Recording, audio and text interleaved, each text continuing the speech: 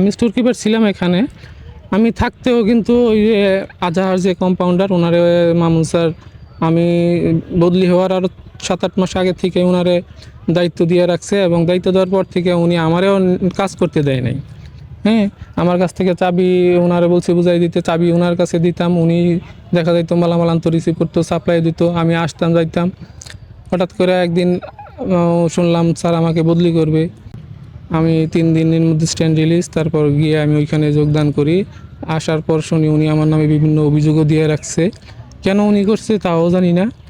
উনি আমার জুলাই মাসে আমার পরিবহন বিল উনি আমাকে উড়াইয়া উনি নিজের কাছে রাখছে। উনি আমার আমার বেতনের টাকা খরচ করে আমরা মালামাল আনি, ওই টাকাটাও উনি আমাকে অর্ধেক দিয়ে বলে সিগনেচার করতে।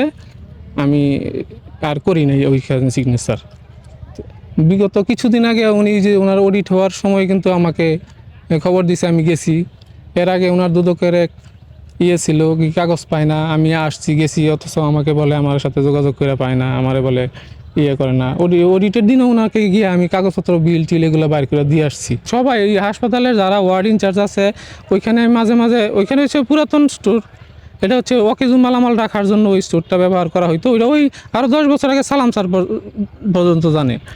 তো ওইখানে মাঝে মধ্যে যদি কিছু ওষুধ এখানে জায়গা না নিত, দেখা গেছে আইভি ফ্লুইড বা কিছু বাড়ি ওষুধপত্র ওইখানে রাখতাম, ওইখান থেকে সাপ্লাই দিতাম, বা ওয়ার্ডের ইনচার্জরা ওইখান থেকে গিয়া আনতো। এটা সবাই জানে, অজানার মতো কিছু না, সবার সামনে দিয়েই ওষুধ যাইতো আসতো ওইখানে।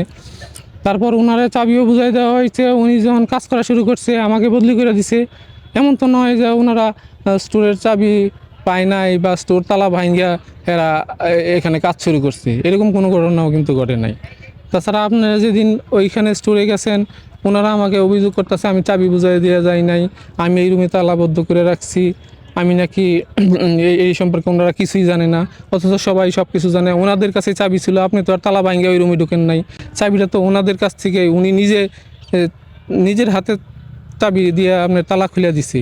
টানা সপ্তমবারের মতো বেস্ট টিস্যু পেপার ব্র্যান্ড হিসেবে স্বীকৃতি পেয়েছে বসুন্ধরা টিস্যু। মামুন স্যারের সাথে যখন আমি মালিকানা চাকরি হিসাবে আমি জয়েন করছিলাম, জয়েন করার পরে চাকরির 6 মাস পরে উনি আমাকে বললো আর কি, উনি আমাকে আউটসোর্সিং চাকরি দেবে। এই পারফরমেন্সে তাকে আমি 2.5 লাখ টাকা আমি 3বারে ওনাকে দিয়েছিলাম। একবার মানে যে 50,000 70,000 এভাবে আমি 2.5 লাখ টাকা আমি বেতন থেকে কেটে কেটে দিয়েছিলাম।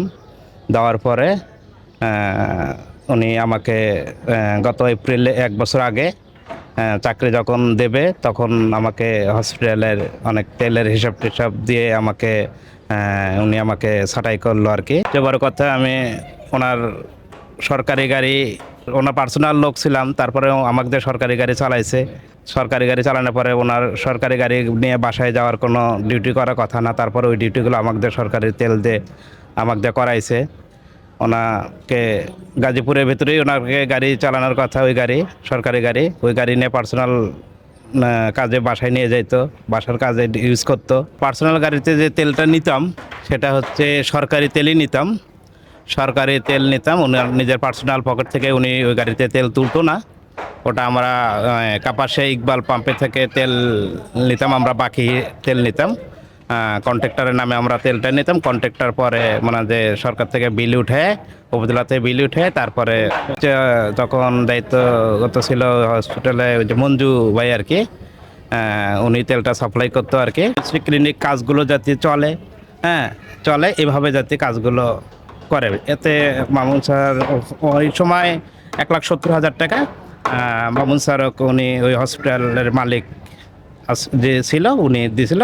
ভিজিটিংয়ে গেছিলাম তখন উনি এটা খামে করে টাকাটা দিছিল আর কি, টাকাটা আমাকেই দিছিল আর কি, আমি আবার মামুন স্যারকে দিছিলাম আর কি। মামুন স্যার আর একটা বিষয়, যে বিভিন্ন হসপিটাল যখন পরিদর্শনে যাইতো তখন আমাকে বলতো, আমাকে তো সরকার থেকে তো উনি ওনার দায়িত্ব ছিল এটা হসপিটাল ভিজিটিং করা, কোথায় অনিয়ম চলতেছে, কোথায় নিয়ম কারণ ঠিক মতো মানা হচ্ছে কিনা, এগুলো তো ওনার সরকারিভাবে দায়িত্ব পড়ে। কিন্তু উনি বলতো কি, মানে যে হসপিটালে বিভিন্ন ক্লিনিকে গেলে উনি তেল খরচের জন্য সবার কাছে টাকা যাতে আমি চাই উনি আমাকেই বলে দিত। আমরা যে গাড়িটা নিয়ে ওখানে যাব, আমাকে ওই তেলের টাকা খরচের জন্য আমি যদি ওই ক্লিনিকের মালিকের কাছে বলি, মামুন স্যার আমাকে এভাবে বলতো। উপরের মহল থেকে ঊর্ধ্বতন কর্তৃপক্ষ থেকে ওই সংবাদ প্রকাশের পর নির্দেশনা আছে এবং আমিও জ্ঞাত হয়েছি এবং আমরা শক্তিশালী তদন্ত কমিটি করে জড়িতদের বিরুদ্ধে শাস্তির ব্যবস্থা করব দ্রুততম সময়ের মধ্যে।